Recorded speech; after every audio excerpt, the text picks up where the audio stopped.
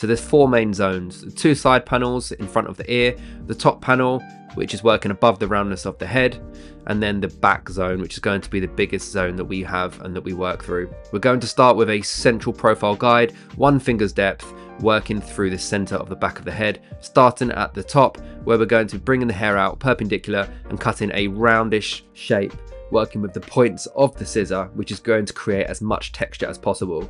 This is going to be a running theme throughout this haircut, where we want to create lots of movement and texture, as the hair type that we're working on is very thick and very dense and coarse, meaning we want to increase as much movement and texture as possible, working with the tools and the technique that we're using with the tools.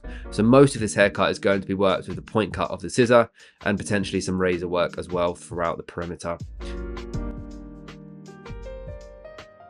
As we get to the end of side number 2, make sure that you move the hair around, visually check it just as much as you want to cross check it technically. The visual aspect is really important to make sure the hair is sitting and laying the way you want it to.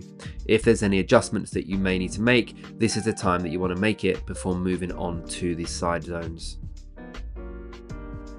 As we now move in towards the side zones, we're going to be following a very similar approach to the cut.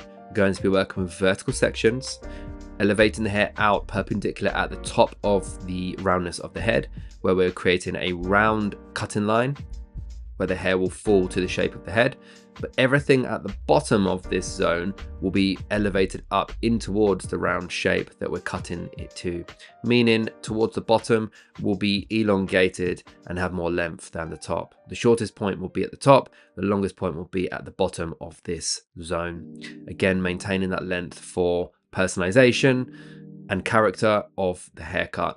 But again, the way that the hair will sit through the curvature of the head will be very soft, very head hugging, and increase volume and texture because of the roundness that we're incorporating. Each and every section that we work forward will be slightly over directed back to the previous, again just to maintain some strength and density in the front hairline because of the lack of density in most people's haircuts through. Let's now move on to the top zone, where we have this triangular shape from the top, where it's more narrow towards the crown and then gradually gets wider and wider in towards the recession area. This area now is going to be key to tying in the length at the crown to the length that we have on the top of the curvature of the head.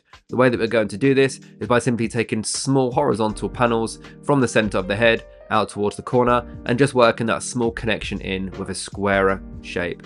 This will allow us to maintain some flatness and build up a small corner of weight through the top of the head shape. We're then going to spray a little bit of Aveda texture spray, which is a great spray to place through the mid-lengths and the ends, which again is going to give that really nice natural feel to the hair, but give a bit more grittiness, almost a bit like a sea salt spray, but without drying the hair out and giving it that nice bit of natural movement.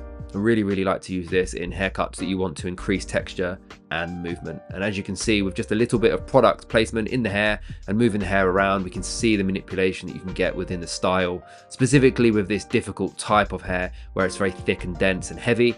These products are really great and will showcase the manipulation that you can put into these haircuts. We're going to be starting with personalizing the haircut, working through the fringe area, as this is going to be the main focal point of the haircut, which is going to really frame the face.